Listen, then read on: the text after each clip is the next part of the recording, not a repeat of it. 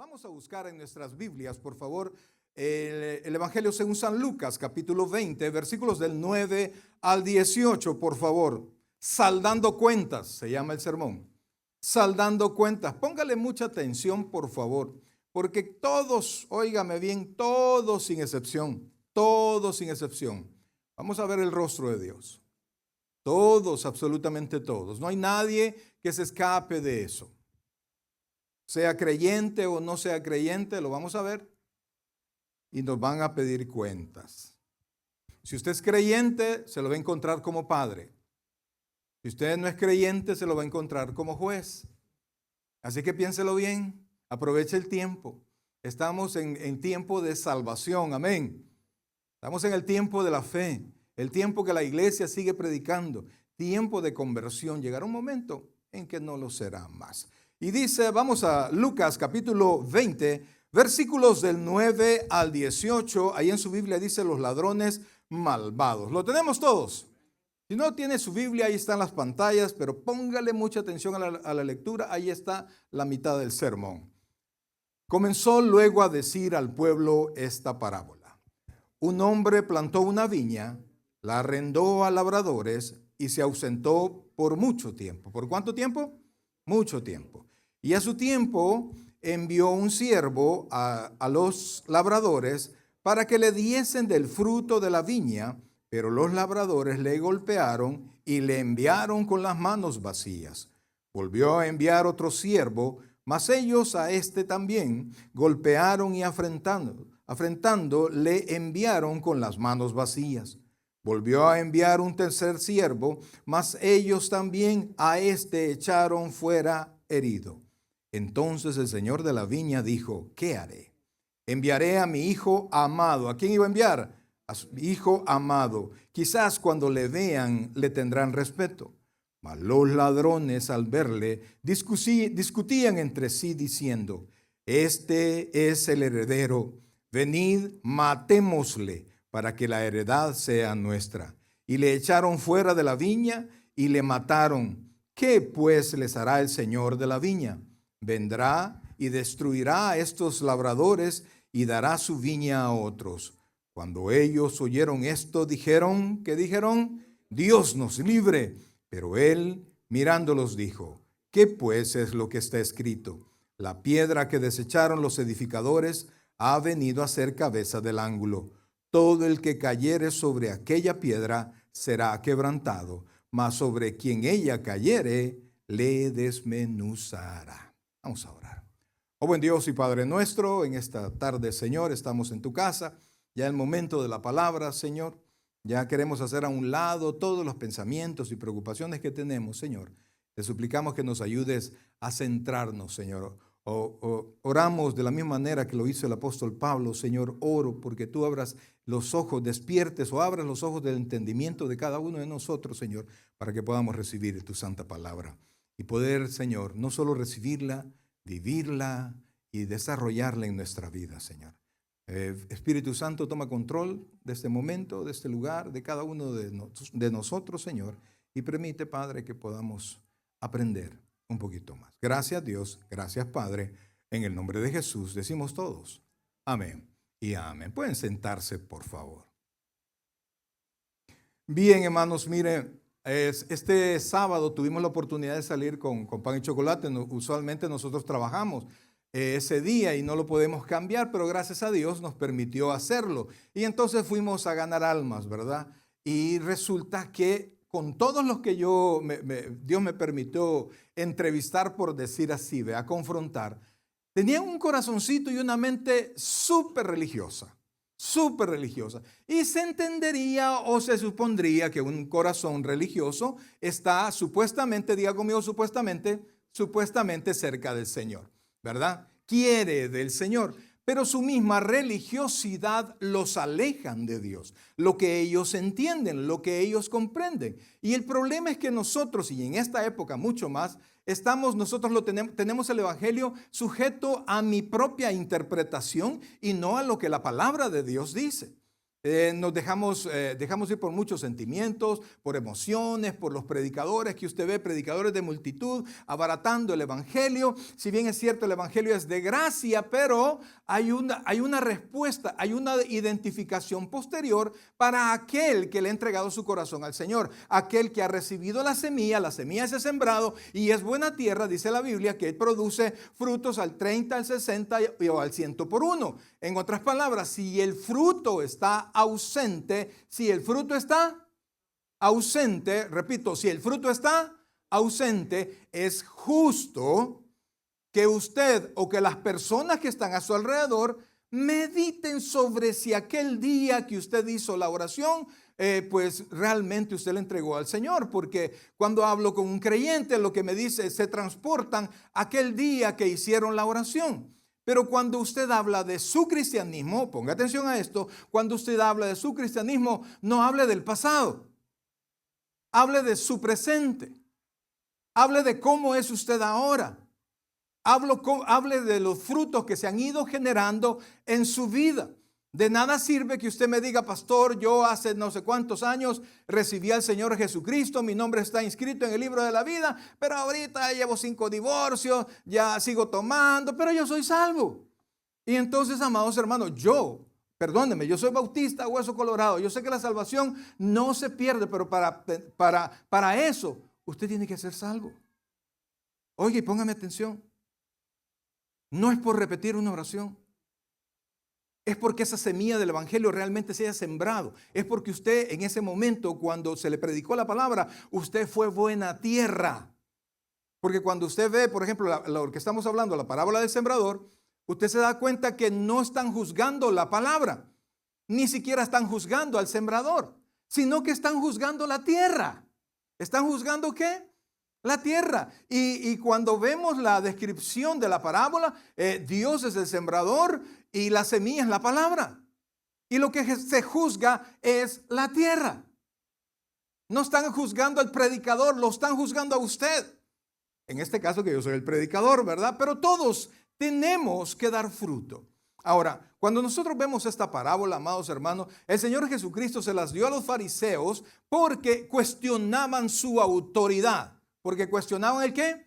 Su autoridad. Autoridad para hacer todo lo que hacía. Recuerde que unos capítulos anteriores el Señor Jesucristo había purificado el templo y no se trata de que lo fueron a limpiar, sino que fue con mucho celo de Dios. Llegó a tirar todas las mesas de los cambistas y todo lo que había, porque es como en antaño, ¿verdad? Usted se acerca a una iglesia tradicional, hay casi enfrente un mercado antes de entrar. Hay business alrededor de la iglesia. Y entonces el Señor se molestó. ¿Por qué? Porque Él dijo, mi casa será llamada casa de ¿qué? De oración. ¿Casa de qué? De oración. Entonces nosotros cuando venimos a la casa de Dios tenemos que venir con ese corazón dispuesto a encontrarnos con Dios. Dios no se encuentra, por supuesto, encerrado en la iglesia. Dios está con nosotros. Amén. Está en nuestro corazón. Pero entonces, ¿por qué muchos cuando se bajan del carro y van entrando a la iglesia se van preparando para contestar como creyentes? Respiran hondo para sonreír como creyentes. Entran y se dan su tiempo para poder saludar como creyentes. ¿Por qué? Porque allá afuera no lo vivimos. En esta parábola, en lugar de contestar el Señor cuál era su autoridad, esta parábola estaba juzgando los frutos de Israel. Estaba juzgando los frutos de Israel, de su pueblo escogido. Y entonces, al sentirse cuestionado el Señor, le devolvió con la parábola la pregunta. Y entonces, cuando los fariseos la escucharon, mis queridos hermanos, el Señor expuso a los líderes. ¿Alguien se recuerda cuántas tribus tiene Israel? 12.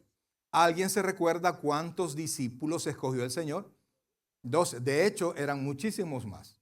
Cuando el Señor Jesucristo fue alzado, la Biblia dice que 500 de sus discípulos estaban enfrente de él. Pero es decir, que el Señor tenía discípulos. Y de sus discípulos escogió y los convirtió en enviados, o sea, en apóstoles. Entonces, amados hermanos, 12 eran las tribus, 12 eran los apóstoles. En otras palabras, el Señor Jesucristo estaba, oiga bien, apartando, estaba descalificando la vida religiosa de Israel. Estaba haciendo a un lado a todos los religiosos. Y más los religiosos estaban molestos. ¿Por qué? Porque les acababa de arruinar un negocio. Porque el Señor los acusaba. Porque desde Juan el Bautista les decía: hipócritas, sepulcros blanqueados. Oiga bien, en mi tierra pues se celebra el Día de los Difuntos, ¿verdad? Y entonces si usted va al ¿cómo se llama? Al cementerio ese día, todas las tumbas están como, en buen salvadoreño están bien chaineaditas, ¿verdad? Están bien blanquitas. Pero si abriéramos esas tumbas que hay por dentro, podredumbre, muertos. Entonces, amados, Dios estaba juzgando a Israel. Estaba apartando, oiga bien, y no se me adelante, pero estaba apartando a Israel del lugar que Dios le había dado, porque Israel, a él se le había entregado la palabra, a él se le entregaron los mandamientos, a ellos se le entregaron los pactos, y ellos eran encargados de entregarle a Dios los frutos. Y esos, oiga bien, en el Señor frutos nunca son dinero, porque el dinero es de Dios. Usted ofrenda, usted diezma cuando nace de su corazón. Aquí no vamos a ver, y el hermano tal, él diezma, nada, vamos a ver, a tacharlo, no vamos a tachar. No, es algo que Dios tiene que poner en su corazón. Porque cuando usted lo hace, Dios pone eso en su corazón, Dios pone el querer y el hacer, usted ya no cuestiona pues. ¿Y qué se hace? No, usted sabe que en esa canastita representa la mano de Dios, pero no es cuando el pastor lo dice, no es cuando el hermano lo presiona, es cuando Dios lo mueve a eso. Y la verdad es que todos los creyentes deberíamos de estar movidos a eso, porque Dios ha sido y siempre será bueno. Y además es fiel. Entonces, Dios estaba cuestionando a Israel, y en esta parábola Dios les dice, oiga bien, dice, comenzó luego a decir, en el versículo 9, comenzó luego a decir al pueblo esta parábola. Un hombre plantó una viña, la arrendó a labradores y se ausentó por mucho tiempo. Dios escogió un hombre. De hecho, la Biblia dice que Israel es el pueblo escogido de Dios, pero Dios no escogió un pueblo, Dios escogió un hombre. Y de un hombre se hizo un pueblo. ¿Sí? ¿Se comprende eso? Y entonces, ¿por qué? Porque Israel tenía que ser diferente. Por eso los mandamientos, las leyes levíticas, las leyes ceremoniales, porque la vida de Israel debía ser totalmente diferente. La manera de comer de Israel debía ser diferente. La manera de actuar debía ser diferente. Tenía que ser una estrella en medio de la oscuridad del mundo para que el gentil mismo deseara acercarse. Pero Israel se cerró. Y así como muchos cristianos tienen sus fiestas cristianas de solo darle vuelta a la sopa, ¿verdad? De solo darle, ¿se ha fijado cuando preparan una ensalada y le ponen los aderezos, le dan vuelta a la ensalada, ¿verdad? Pues muchas celebraciones cristianas son así. Solo se le da vuelta, solo se le da vuelta. Y no pasa nada. La gente no entiende, la gente no escucha. Y ni siquiera, no solamente no nos escucha hablar, sino que no nos escucha actuar allá afuera. Entonces se quedan sin el mensaje de la palabra, que es usted quien lo debería dar, y se quedan sin el testimonio que debería de salir de usted, de cada uno de nosotros. Entonces el gentil no tiene oportunidad con la iglesia que no haya despertado en el Señor.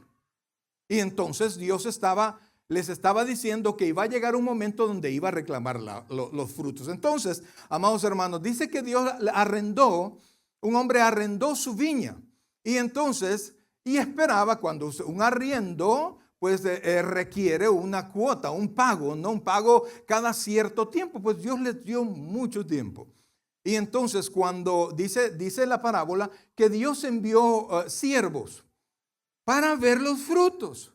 Ahora, ¿cómo vemos eso? Desde el principio, Dios les envió a Israel, le envió profetas. ¿Les envió qué? Profetas, hombres que se presentaron, que se plantaron frente a Israel y le dijeron, así dice el Señor. Y entonces de repente los profetas no solamente anunciaban la palabra, sino que se volvían hasta cierto punto fiscales acusadores de Israel. Y lo más que hacían los profetas eran juzgar a Israel por sus malas actuaciones, por su falta de sinceridad al presentar sus sacrificios, al presentar sus ofrendas en el templo, porque lo habían hecho religiosamente. ¿Lo habían hecho cómo? Religiosamente. Y no de corazón, así como cuando de repente venimos a la iglesia y cantamos y como nos ponen las letras, pero nuestro corazón está en silencio. ¿Estamos? Nuestro corazón está en silencio. Y Dios solo escucha la alabanza que sale del corazón. Usted podrá gritar como usted quiera. Pero si usted no está pensando en Dios cuando está cantando, si usted está pensando en la vecina o el vecino, usted no está adorando. Está bueno porque nos apoya, ¿verdad? Pero a Dios no llega eso, brother. Y la Biblia dice que Dios habita ¿en dónde? En la alabanza de su pueblo. Y por eso tenemos que despertar, o sea, algunos literalmente, ¿verdad? Pero tenemos que despertar espiritualmente. Tenemos que despertar espiritualmente. No podemos nosotros perder este tiempo. Y mire qué bonito, vea qué hermoso encontrarnos los hijos de Dios. La iglesia antigua llamaba a la reunión del día domingo la reunión de todos los santos. Porque eso somos en el Señor. ¿Somos qué? Qué poquito, es que no se lo cree, bro. No es por lo que usted ha hecho, es por lo que Dios hizo en usted. ¿Verdad? Entonces nos congregamos, ¿quiénes? Los santos, correcto. Los santos, para que Dios nos enseñe cómo vivir en santidad. No le tenga miedo, por favor, esa palabra. Ahí escuché a un pastor, me dio tristeza, pues, porque había un montón de miles de personas enfrente. Decía, mire, la Biblia dice santidad, pero usted... Y yo, pues, no se clave mucho en esa palabra. Y la Biblia dice que tenemos un Dios santo. Y esto es tremendo, amado. Porque el único atributo divino, las únicas de las perfecciones que se repiten en la Biblia continuamente, o sea, seguido, es su santidad. La Biblia no dice que Dios es bueno, bueno, bueno. La Biblia no dice que Dios es fiel, fiel, fiel. La Biblia dice que Dios es santo, santo, santo. Y eso ya se lo he explicado. Ese es el superlativo de santidad. Es como que usted dijera, santísimo. Toda santidad viene de Él. Entonces es torpe pensar que vamos a venir a la iglesia con malos pensamientos, que vamos a venir a la iglesia con malas intenciones y vamos a agradar a un Dios y vamos a tomar algo de Dios, vamos a recibir algo de Dios. Es torpe eso, es una pérdida de tiempo. Amén, iglesia. Es una pérdida de tiempo. Usted tiene que entender, amados hermanos, que tenemos un Dios que vive. Es un Dios que escucha, que mira nuestro corazón. Usted y yo somos transparentes delante de Dios. Usted y yo somos transparentes delante de Dios. Y entonces Dios sabe. Por ejemplo, si alguien está tratando de traicionarlo a usted y de repente usted se dio cuenta. Y esta persona se acerca. Fíjese, pastor, ay, usted sabe cómo lo amamos, pastor. Y que no sé qué, y usted, ajá, muchas gracias, ¿verdad? Pero mejor. Entonces, si nosotros a veces nos percibimos de eso, ¿cómo será con Dios? ¿Y qué hace Dios? Entonces, iglesia, estaba aquí confrontando. Y entonces todavía, amados hermanos, todavía, aparte de demostrarles que Israel había matado a todos los profetas o a la mayoría de profetas que llegaron, fíjense que solo los profetas que eran estadistas, como Isaías, amigo de los reyes, no los mataron así. De ahí todos los mataron, los partieron, les hicieron una y mil cosas. ¿Por qué? Porque lo que anunciaban no iba conforme a mi deseo, no iba conforme a mi conveniencia. Yo no quiero eso porque eso ahorita me estorba. Y entonces, amados hermanos, Dios les estaba diciendo eso y todavía les dice que el rey, en lugar de aplastarlos de un solo, a pesar de que ya habían muerto varios de sus siervos, en lugar de destruirlos, él dijo, les dio una oportunidad más. Y dijo, les voy a enviar a mi hijo, ¿cómo dice la escritura? Amado. Mire, en 2 ocasiones la Biblia aparece en el Nuevo Testamento que Dios se dirigió directamente al Señor. Cuando lo bautizaron, he ahí mi Hijo amado en quien tengo complacencia. Y luego en la transfiguración, si usted se recuerda, que cuando los discípulos estaban ya embobados, ¿verdad? Que estaban viendo a los otros personajes que se aparecieron y hagamos una enramada para ti, para Moisés y para, ¿quién más? Elías, ¿verdad? Y entonces el Señor quitó la nube que había aparecido y le dijo, he ahí mi Hijo amado en quien tengo complacencia, a él oíd. Entonces, cuando él habló de su Hijo amado y que todavía los labradores añadieron a su maldad, dijeron, este es el Hijo, matémosle y así la heredad será nuestra. Primero no querían compartir los frutos y después querían robarse, tomar posesión por completo de la hacienda. Y entonces el Señor al final les hace una pregunta. Dice en el versículo 14, vea por favor lo que dice el versículo 14. Mas los labradores al verle discutían entre sí diciendo, este es el heredero, venid, matémosle para que la heredad sea nuestra. Como que la muerte fuera un título de propiedad, ¿verdad?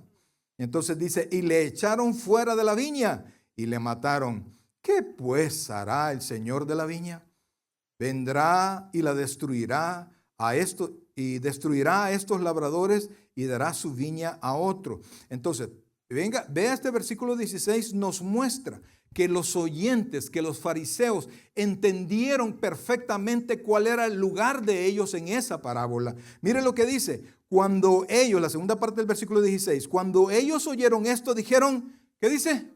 Dios nos libre. Ellos entendieron que a quienes les habían, que los arrendatarios de la viña eran ellos, que Dios les había dado la oportunidad, que Dios los había bendecido por mucho tiempo y ellos mataron a los profetas, mataron a todos los siervos de Dios porque se veían hacia adentro siempre su propio beneficio. Y entonces ellos entendieron y pudieron ver en las palabras de Jesucristo lo que venía más adelante. Y luego dice, pero él mirándoles dijo, ¿qué pues es lo que está escrito? La piedra que desecharon los edificadores ha venido a ser cabeza del ángulo. Todo el que cayere sobre aquella piedra será quebrantado, mas sobre quien ella cayere le desmenuzará. Ahora, el apóstol Pedro nos ayuda a comprender un poquito más esto. Veamos el libro de los Hechos, por favor, capítulo 4, versículo 10. Hechos capítulo 4, versículo 10. Y dice así, versículo 10. Sea notorio a todos vosotros y a todo el pueblo de Israel, que en el nombre de Jesucristo de Nazaret, a quien vosotros crucificasteis y a quien Dios resucitó de los muertos, por él este hombre está en vuestra presencia sano, hablando de un milagro que se había hecho. Este Jesús, oiga esto, es la piedra reprobada por vosotros, y aquí los identifica perfectamente, los edificadores, la cual ha venido a ser cabeza del ángulo. Cuando se hacía una construcción grande, se buscaba una piedra y esa piedra se cortaba de tal manera que pudiese servir de ángulo, o sea, de dirección. Se ponía la piedra y a partir de ahí toda la construcción tenía que estar en línea con la piedra. Muchas piedras se cortaban y al no quedar bien se desechaban y se buscaban otra piedra. Pues al Señor lo vieron, lo evaluaron, lo partieron y lo desecharon. Sin embargo, no eran ellos los que iban a calificar la construcción del reino de Dios, porque el reino de Dios no pertenece a hombre alguno. El reino de Dios sigue perteneciendo a Dios. Entonces Dios había escogido a Jesucristo como la piedra del ángulo. Y por eso es que Pedro dice que nosotros somos piedras vivas, piedras ordenadas, en línea a esa piedra, en línea a Jesucristo. Entonces nosotros vivimos, y por eso es que cuando cuando el Señor Jesucristo los mandó a hacer discípulos y enseñarles todo lo que yo os he mandado. Es decir, a mantenernos en línea con las enseñanzas del Señor. Pero ellos lo desecharon. Entonces dice el versículo 10, dice, sea notorio. Vamos más adelante. Versículo 11. Este Jesús es la piedra reprobada por vosotros los edificadores, la cual ha venido a ser cabeza del ángulo. Y en ningún, oiga esto, en ningún otro hay salvación, porque no hay otro nombre bajo el cielo dado a los hombres en que podamos ser salvos. Amados hermanos, miren, en ese momento los fariseos entendieron lo que había pasado. Y entendieron lo que venía. Y por eso es que todo el pueblo, o la mayoría de los personajes religiosos de Israel, combatían a Jesús. Combatían sus enseñanzas. Ahora yo le decía que fuimos a predicar el día sábado, fuimos a evangelizar. Y resulta que todos ya tenían una relación personal con el Señor. Con el Señor. Con Juan Pablo II todavía, aunque ya falleció, pero también tenían una relación con él y empezaron a hablar del montón de santos. Y esa misma religiosidad no les permitía, oiga bien, no les permitía a ellos ver la única piedra, la única oportunidad, el único nombre, oiga bien, el único nombre donde hay salvación. Porque ni el pastor, ni los hermanos, ni todos los creyentes que vivieron en toda la historia tienen la oportunidad de dar verdadera salvación, solo nuestro Señor Jesucristo. Y miren lo que dice por favor la carta a los Efesios. Carta a los Efesios, capítulo 2, versículo 19. Con bastantes versículos para que no se me distraiga, para que no se me duerma, amados. Algunos los veo ya cansaditos, ¿verdad? Terminando su domingo después de qué sé yo, estar en otro servicio, trabajar, qué sé yo. Efesios capítulo 2, versículo 19. Oiga lo que dice, por favor, y póngale mucha atención a esto. Y por eso es que nosotros los bautistas no, oiga bien, no aceptamos o no reconocemos a las personas que hoy se llaman apóstoles. Y lo digo con mucho respeto, pues no me meto en la vida de nadie ni en la religión de nadie, pero sí en la palabra de Dios. ¿Por qué? Oiga lo que dice aquí, por favor, Efesios capítulo 2, versículo 19. Así que, hablando de usted y yo, ya no sois extranjeros ni advenedizos, sino conciudadanos de los santos y miembros de la familia de Dios. ¿Qué es usted? Miembro de la familia de Dios. Oiga esto, edificado sobre el fundamento de los apóstoles y profetas. Si usted acepta que todavía hay apóstoles, quiere decir que todavía se está trabajando el fundamento de la iglesia. Que la Biblia no está cerrada. Si usted le da espacio a alguien, escuchaba a un predicador está queriendo dar a entender, explicar un versículo y dijo, como no podía hacerlo, y yo como soy apóstol, dijo, como soy apóstol, quiero decirle que mi autoridad apostólica, quiero decirle que esto también quiere decir esto y implica esto y esto y esto. Vaya, dije yo. Y por eso es que no podemos, como creyentes, no podemos aceptar la autoridad apostólica de este tiempo. ¿Se comprende, iglesia? ¿Por qué? ¿Sabe? Y se lo voy a volver a leer, por favor. Estamos en Efesios 2.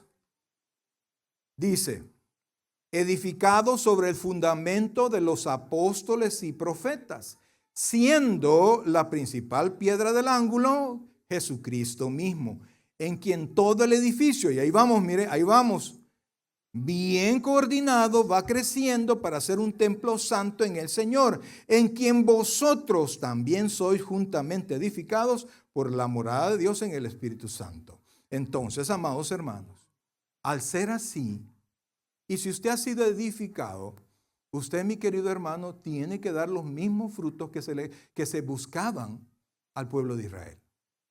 Porque es bien bonito, decía, ay, somos iglesia, aleluya, mi nombre inscrito en el libro de la vida, soy habitación del Espíritu Santo y todo lo que usted quiera.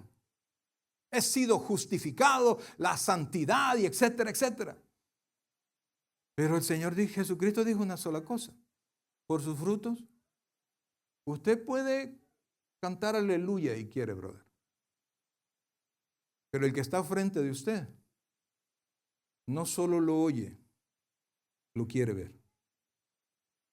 No solo lo oye, sino que Quiero decirle, el Evangelio en verdad no es por mi testimonio. El Evangelio es el mensaje de Dios. Son las buenas nuevas de salvación y las buenas nuevas se dan predicando.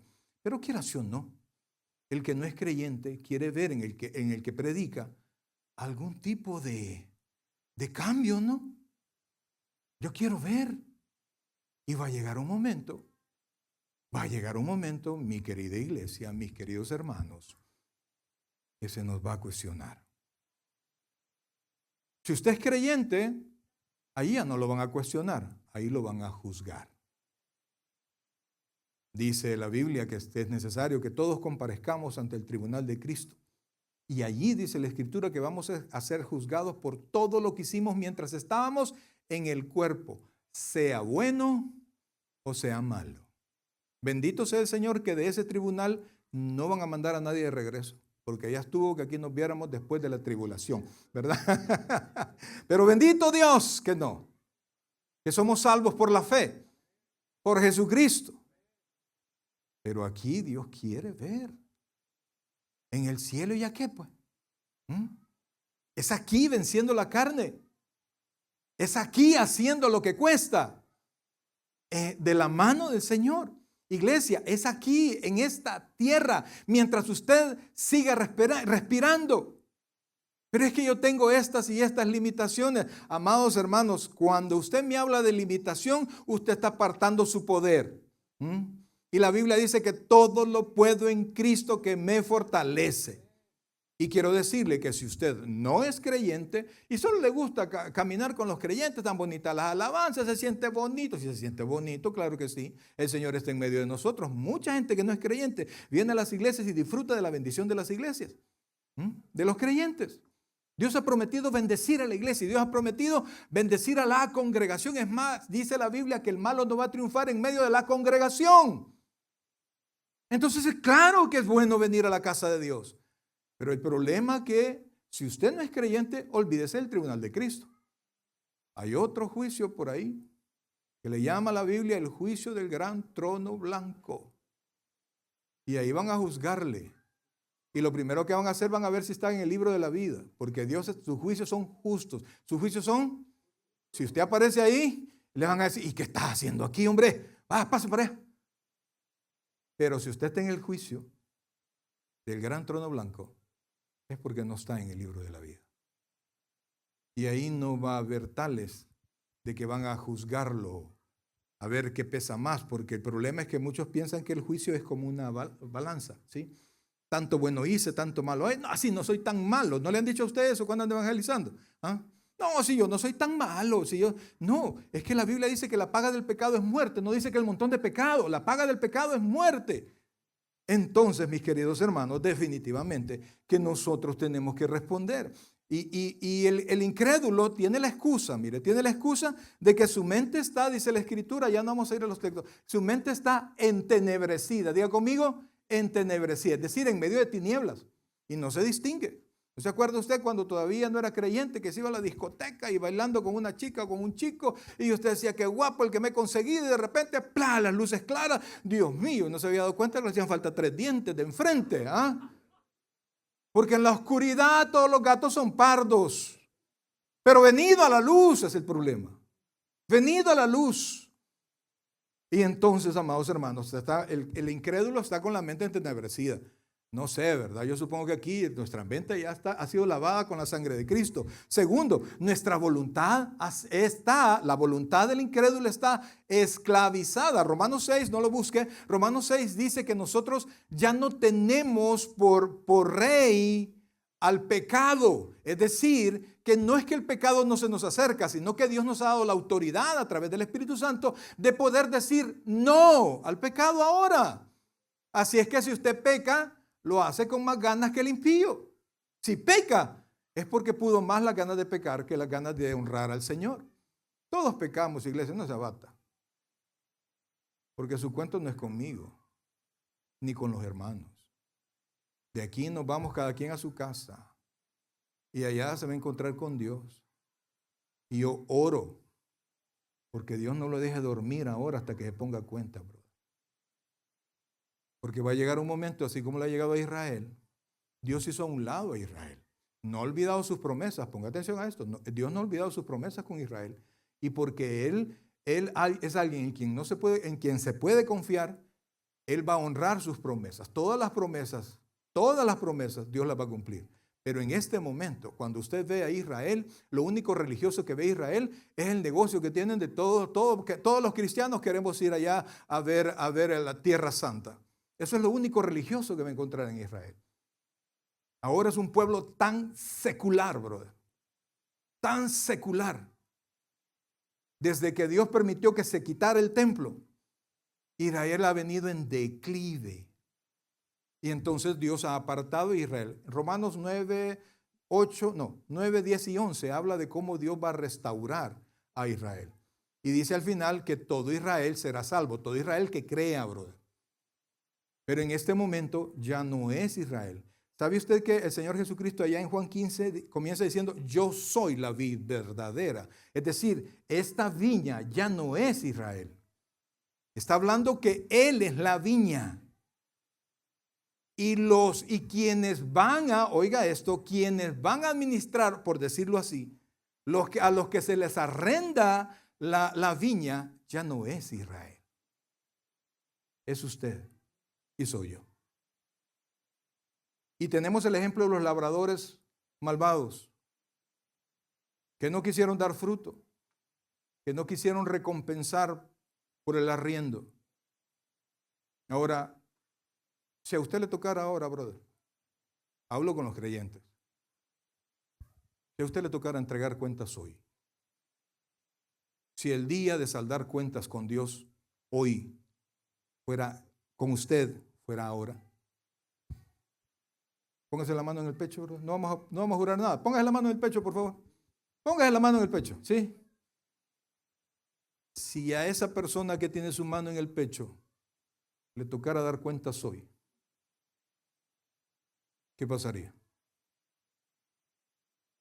Va a llegar un momento de dar cuentas, brother. Va a llegar un momento de dar cuentas.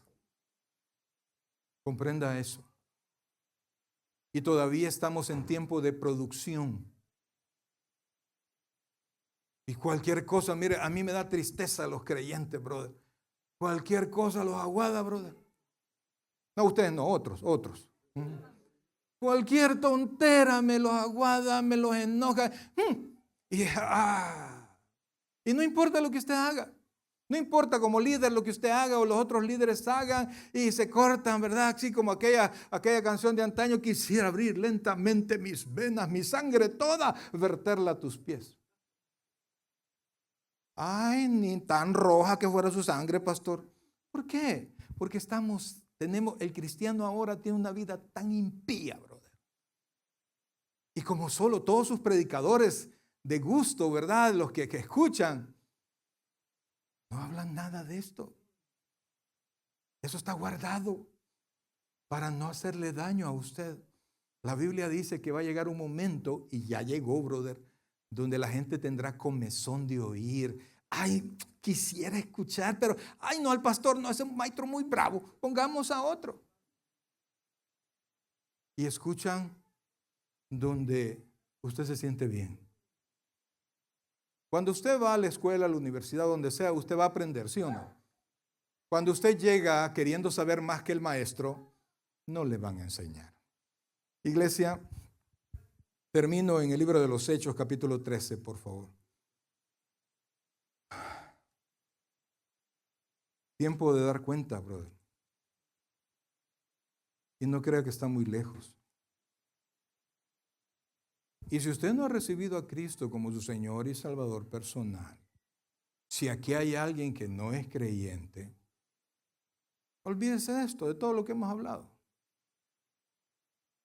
Para el impío que muere sin Cristo, la Biblia habla de una condenación eterna. Escuchaba la otra vez en una película que decía, no, en el infierno me voy a encontrar, y empezaba a hablar de sus artistas preferidos que supuestamente iban a estar allá en el infierno, en pleno concierto, iban a hacer, y ocupó esta palabra, iba a ser un bacanal que no sé qué allá en el infierno. No tienen idea. La Biblia dice que será el lloro y el crujir de dientes. El lloro, ¿cómo es posible? Y el crujir de dientes, maldito Dios. Amados, pero es tiempo de bendición. Es tiempo de humillar nuestro corazón. Le tengo noticias, solo tiene esta vida usted. Solo tiene esta vida para agradar a Dios. Hechos 13:45, lo leímos. Y dice así, por favor. Ahí estamos. Pero viendo los judíos la muchedumbre, se llenaron de celo y rebatían lo que Pablo decía, contradiciendo y blasfemando. Nuestra mente caída, digo, aquellos que no han sido renovados, le va a dar un montón de argumentos por qué no lo que se está diciendo. Pero bendito Dios, que cielo y tierra pasará, mas su palabra no pasará. Usted tiene que poner los ojos en la palabra de Dios. Mire, a Cristo no lo hemos visto. La Biblia dice que a Dios nadie lo vio jamás. Diga conmigo, a Dios nadie lo vio jamás. Así es que deje de estar gastando su dinero en aquellas personas que dicen que vieron a Dios, que fueron al infierno, que fueron al cielo y que regresaron. Eso es un engaño total, así tajante, brother. Mire, que no le den atol con el dedo. La palabra. Nadie puede regresar. Y el único que ha venido de allá es Jesucristo. Y es el que ahora nos dice que nos ama, que murió por nosotros. Pero con todo y eso, llegará un momento donde vamos a rendir cuentas. Para algunos podría ser esta tarde, noche de cuentas. Así es que quiero invitarlos ahora, que ahí donde estamos, podamos ponernos a cuentas con Dios. Que se pongan nuevos propósitos, iglesia. No solo de hacer cosas, sino que de rendir su corazón. De hacer a un lado su orgullo, su soberbia. Y saber que la Biblia dice que un corazón contrito y humillado, Dios no rechaza. Un corazón contrito, oiga bien, un corazón contrito es un corazón arrepentido. Diga conmigo, arrepentido. Contrición y atrición. El niño tiene una atrición cuando lo encuentran y sabe que le van a dar duro. O le van a quitar el juego. No, no mamá, no papá, no. ¿Por qué se duele? Porque lo encontraron. O por el que lo llevan a la cárcel. No, no. Está arrepentido porque lo encontraron, pero no hay un verdadero arrepentimiento. La contrición, mi querido hermano, es el arrepentimiento por haber ofendido a Dios. Un hijo contrito frente a su padre, le duele haber ofendido a su padre. Ahora, si usted se arrepiente, tiene pensamientos de no volver. Así que como yo no conozco cómo son ustedes por dentro, bendito sea Dios, así podemos predicar en libertad. Sepa que es Dios quien le va a pedir cuentas. Sepa que es Dios quien está sumando o está viendo que esa numeración no cambia. Es tiempo de cambiar.